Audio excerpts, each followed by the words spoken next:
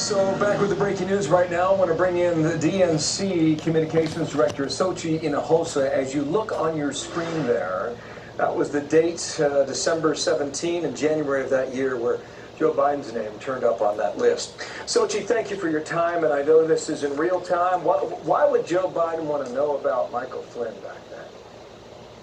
First of all, this is a distraction. All you're having Republicans do right now is distract from the fact that they continue to politicize the Justice Department. I'm someone who worked there, and I understand the independence of the Justice Department. And yet you have thousands of Justice Department employees who reacted to the Flynn news. And I think that generally what we want to see is to make sure that the independence returns to the Justice Department. What you'll also, unmasking and something like unmasking is something that you are just looking to see more intelligent. It is nothing that is scandalous in any way. But frankly, this is going to backfire on Republicans because it just showed how serious Flynn was and his conversations with the Russians. So Republicans can try to use this to play political football. But in reality, this is going to backfire with them. Is that a crime to talk to other countries during that period?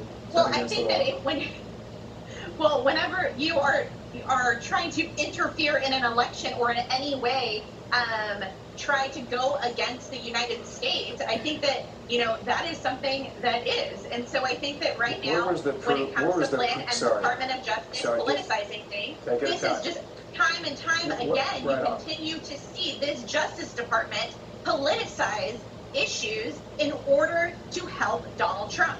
The answer there was a suggestion that there was collusion. There's been no proof of that.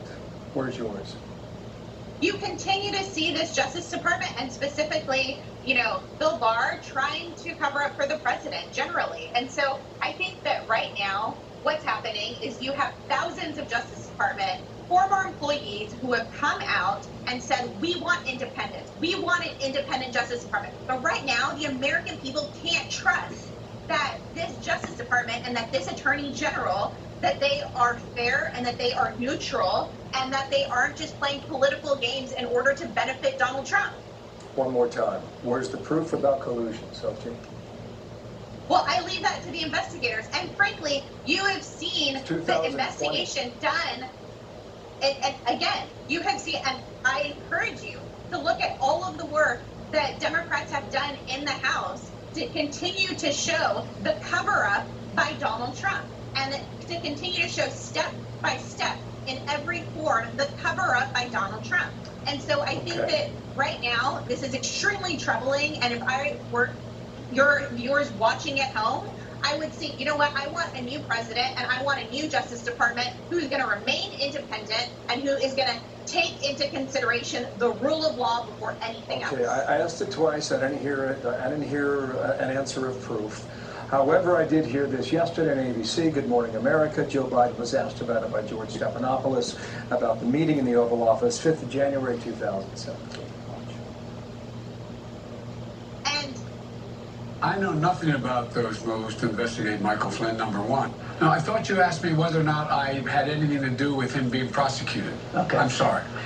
I was aware that they had asked for an investigation. So again, it was about a week's time apart, January 5th and the 12th of January. Again, I'll just try it one more time. Why would Joe Biden want to know about Michael Flynn at that time?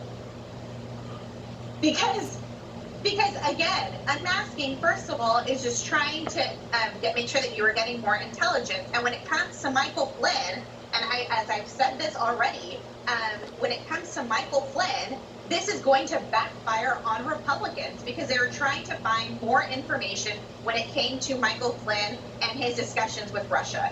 That's exactly what my answer was before. I was looking for a crime. I haven't heard it there. I was asking for collusion. I haven't heard that. Well, I leave that to intelligence officials and to others. But frankly, right now, we've got a Justice Department that we can't trust. It's almost the summer of 2020, and there's no evidence of it.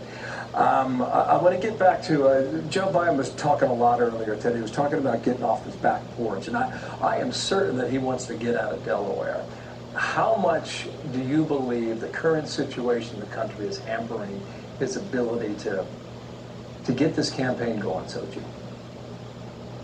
So first of all, Joe Biden and Dr. Biden and surrogates across the country who support Joe Biden have been doing surrogate events, have been doing virtual events in places like Michigan and Florida and Arizona and key battleground states, and they will continue to do that. What they're doing is taking the advice of health professionals, as we all are. I'm at home right now. A number of Americans are at home. They can't go into work, and he is taking those professionals that advice. But what I will tell you is that what the American people actually care about is they care about someone who is going to fight for them. They care about someone who is going to go out there and say, how are you going to stop this pandemic? How are you going to keep us safe? How are you going to make my small business thrive again? And right now, they're not seeing that from Donald Trump. Xochitl, what we should not be doing is using federal resources right now and taking away PPE the way that Republicans have already asked administration and giving that to political operatives for their convention. Republicans, time and time again. That's pretty heavy charge. Hang on, let's slow down. No, it's true. It's true. Who's taking PPE from home?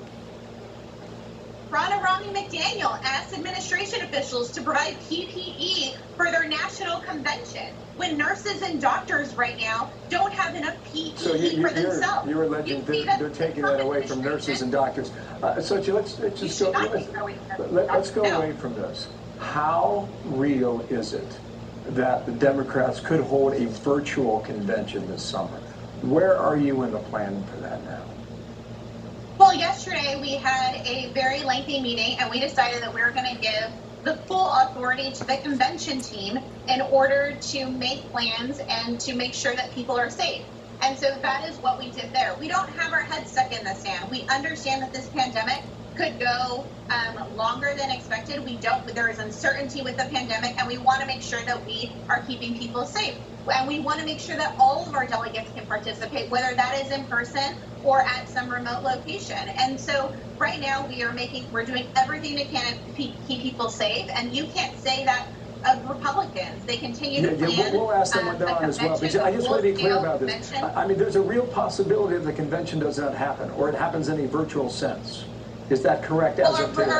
Well, first of all, our convention has to happen because we are not officially nominating Joe Biden in order to take Donald Trump. So our convention is happening. There is business that has to happen. Now, when it comes to what our convention is going to look like, I can guarantee you that our convention will ensure that is safety first, whether it is our delegates, the people of Milwaukee, or all of those involved in a convention. We will make sure that they are safe, whatever that looks like, and that they vote for our nominee. Xochitl, thank you. Xochitl Hinojosa there on the computer. Thank you for coming back, and we will speak again very soon. Xochitl, thank you.